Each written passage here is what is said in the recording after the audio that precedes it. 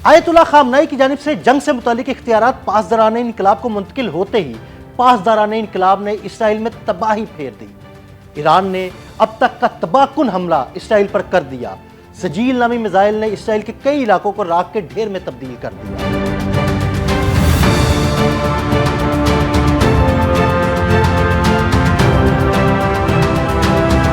Operation وعدہ صادق 3 کے تحت ایران کا اسرائیل پر نیا خوفناک حملہ۔ تل ابیب ہو یا حیفا، کوئی شہر ایرانی میزائلوں سے محفوظ نہیں۔ ایران نے صہیونی ریاست کی اینٹ سے اینٹ بجا دی۔ ایران نے اسرائیل پر سجیل میزائل سے تباہ کن حملہ کر دیا۔ پاسداران انقلاب کے مطابق اسرائیل پر تازہ میزائل حملے پہلی بار 2 مار سجیل بیلسٹک میزائل کا استعمال کیا ہے، جو 2 اسٹیج سالڈ فیول میزائل ہے۔ ذرائع کے مطابق جس ایرانی سجیل میزائل نے اسرائیلی علاقے ڈین بلاک کو نشانہ بنایا تھا، وہ اپنے وزن اور پے لوڈ یعنی اس میں موجود دھماکہ خیز مواد کی مقدار کے لحاظ سے غیر معمولی نوعیت کا تھا، اور یہ معمول سے بڑا میزائل تھا۔ اس نوعیت کے میزائل ایران نے کم تعداد میں اسرائیل پر داغے ہیں۔ 500 کلو گرام سے زائد وزنی وار ہیڈ لے جانے والا یہ میزائل 2000 سے 2500 کلومیٹر کے فاصلے تک اپنے ہدف کو کامیابی کے ساتھ نشانہ بنا سکتا ہے۔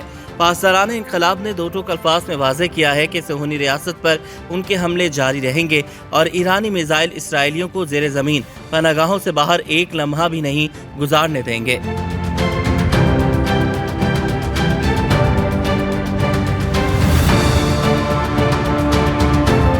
ہم نے صہیونیوں کے لیے جہنم کے دروازے کھول دیے ہیں۔ اس سے قبل ایران کے میزائل حملے کے بعد فضا میں ایک غیر معمولی میزائل دیکھا گیا تھا، جس کے بعد ایران کی جانب سے ایک نئی قسم کا میزائل استعمال کیے جانے کا امکان ظاہر کیا جا رہا تھا۔ غیر ملکی خبر ایجنسی کے مطابق ایران نے جمعرات کی صبح بھی اسرائیل پر متعدد بیلسٹک میزائل فائر کیے، جس کے نتیجے میں اب تک 25 لوگوں کے زخمی ہونے کی اطلاع ہے، جن میں سے 3 کی حالت تشویشناک ہے۔ خبر ایجنسی کے مطابق ایرانی میزائل حملوں کے بعد تل ابیب اور مقبوضہ بیت المقدس میں دھماکے سنے گئے۔ اسرائیلی ریسکیو حکام کا بتانا ہے کہ تل ابیب میں گشتان اور صحرائے نقب سمیت کم از کم 4 علاقوں میں 6 میزائل گرنے کی اطلاع ملی ہے، اور صحرائے نقب میں عمارت پر براہ راست میزائل ٹکرایا ہے، جس سے بڑی تباہی ہوئی ہے۔ دوسری جانب ایرانی میڈیا کا کہنا ہے کہ آج صبح ہونے والے ایرانی میزائل حملوں میں اسرائیلی فوجی اور انٹیلیجنس مراکز کو نشانہ بنایا گیا۔ ایران کی جانب سے پے در پے میزائل حملوں کے باعث اسرائیل کا میزائل دفاعی نظام دباؤ سے دوچار ہے۔ اسرائیلی میڈیا کے مطابق اسرائیلی فضائی دفاعی نظام کے لیے غزہ سے فائر ہونے والے دیسی ساختہ راکٹوں کے برعکس جدید میزائلوں کو روکنا ایک امتحان ثابت ہو رہا ہے۔ ایرانی میزائلوں کو روکنے میں مکمل کامیابی نہ ملنے کے باعث نہ صرف اس فضائی دفاعی نظام کی کارکردگی پر سوالات اٹھ رہے ہیں، بلکہ اس کے مستقل استعمال کے باعث اس نظام پر آنے والے اخراجات بھی بڑھتے جا رہے ہیں۔